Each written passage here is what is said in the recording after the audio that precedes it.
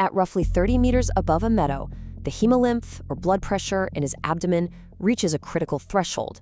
The endophallus averts. It's irreversible. His abdomen ruptures. He falls, paralyzed, hitting the ground within 40 seconds. Now, this sequence of events isn't a malfunction. It's not an accident.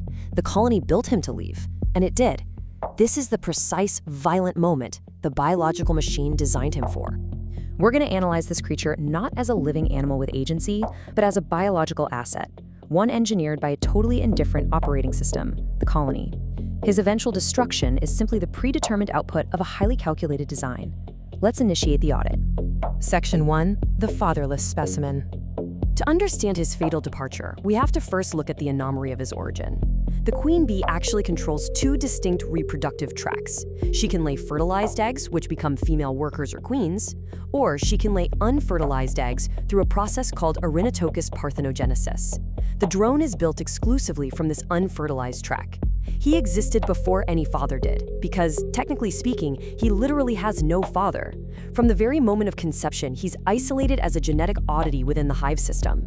Let's isolate that genetic payload. A female worker bee is diploid. That means she possesses 32 chromosomes, 16 from the mother, 16 from the father. The drone, however, is haploid. He possesses exactly 16 chromosomes, carrying only one type of allele at each chromosomal position. This purely maternal design means his genealogical tree is a mathematical anomaly that perfectly follows the Fibonacci sequence. He is a direct, isolated copy of the queen's genetics. And the colony heavily subsidizes this genetic copy.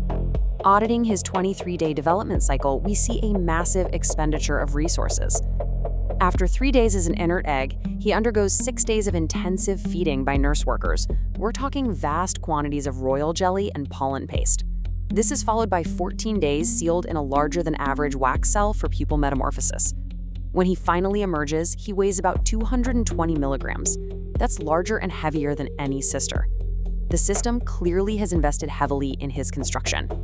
Section 2. Hyper-specialized anatomy. Having expended those resources, we need to analyze his physical specifications. And what's most revealing here isn't just what the colony included in his design, but what it deliberately omitted.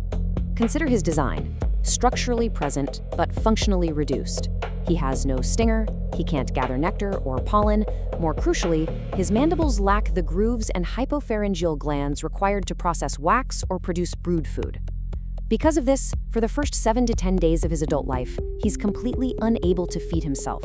He simply extends his mouthparts toward the workers and waits. Autonomy was entirely omitted from his design. So where exactly did the colony's investment go? Well, a worker bee navigates, builds, and defends with about 6,900 ommatidia. Those are the individual light-sensing eye facets per eye. The drone is outfitted with roughly 8,600.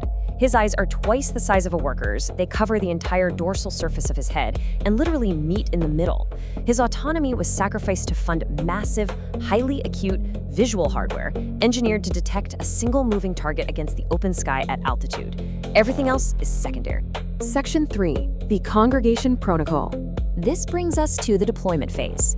A hyper-specialized asset requires heavy maintenance, and the drone's daily existence imposes a serious cost on the operating system. Outline his daily protocol, and the systemic drain is glaringly apparent.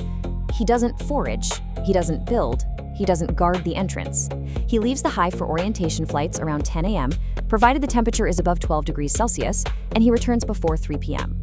During this time, a single drone consumes the caloric equivalent of 3 to 4 worker bees per day. In a summer colony, hundreds of drones are sustained simultaneously, contributing zero labor. Just waiting. Where do they go during those afternoon hours? They navigate to a drone congregation area, or DCA. This is a specific, generationally fixed volume of airspace. No one taught him where to go. Yet year after year, drones from up to 200 separate colonies will fly circuits in these exact locations, 10 to 40 meters above the ground. It's just thousands of drones, passively flying, actively draining their hive's resources, waiting for an event that most of them will never experience. Section 4, a 5-second purpose. If that wait is long and expensive, the execution is violently brief. This is the climax of his entire existence. On an afternoon indistinguishable from all the rest, a virgin queen enters the airspace. She releases a specific chemical signal, 9-hydroxydecanoic acid. At 5 to 10 meters away, the drone's specialized hardware detects it. The passive flight immediately dissolves. A drone comet forms as hundreds of males accelerate simultaneously. The queen flies at 1 to 2 meters per second. The drone intercepts at a maximum speed of 6 meters per second. The mating event itself is over in under 5 seconds. Let's clinically break down the explosive mechanics. First, immense abdominal muscular contractions drastically spike his hemolymph pressure. Second, the endophallus is everted, literally turned inside out, locking into the queen. Third, approximately 6 million sperm cells are blasted through the sting chamber in under 3 seconds. It's a process so forceful, it's sometimes audible as a popping sound. Finally, that extreme pressure ruptures the endophallus, disconnecting the drone. His body physically shatters. He flips backward, completely paralyzed, and falls. Section 5. Archiving the specimen. But remember, a virgin queen is only going to mate with 12 to 15 males. So what happens to the thousands of competing unselected males who fail to intercept the target? The hive's waste management is ruthlessly efficient. By late summer, usually around August, the nectar flow contracts. The colony mathematically recalculates its resources. The drone is no longer a viable investment, so the autumn expulsion protocol is initiated. Workers abruptly cease feeding the drones. There's no escalation. The workers systematically approach the remaining males, bite and sever their wings and legs, and drag them to the entrance. The living specimens are deposited outside. Unable to forage or generate warmth, they simply freeze to death. He isn't expelled for failing. He's expelled because the season is over. The biological irony here is incredibly stark. Both exits lead to the exact same place. Mating success guarantees his abdomen ruptures and he falls to the ground, paralyzed. Mating failure guarantees he is starved, mutilated, and ejected into the cold. The system provides no third option. Success and failure both guarantee the immediate archiving of the biological asset. Now, there is an even darker anomaly within this system, the diploid male. If a queen mates with a drone sharing a similar sex determination allele, an inbred fertilized egg develops into a diploid male instead of a worker. This is a system error, but the colony's immune response is instant. Nurse workers detect the chemical mismatch within 24 hours of hatching. The flawed larva is efficiently consumed, cannibalized by the system before it ever leaves the cell, archived before they even begin. Section 6. System verdict. We have to summarize the total indifference of the colony as an operating system. The colony allocated him the largest eyes, the most resource-intensive development cycle, and the longest nutritional dependency. Yet, it built zero redundancy into his design.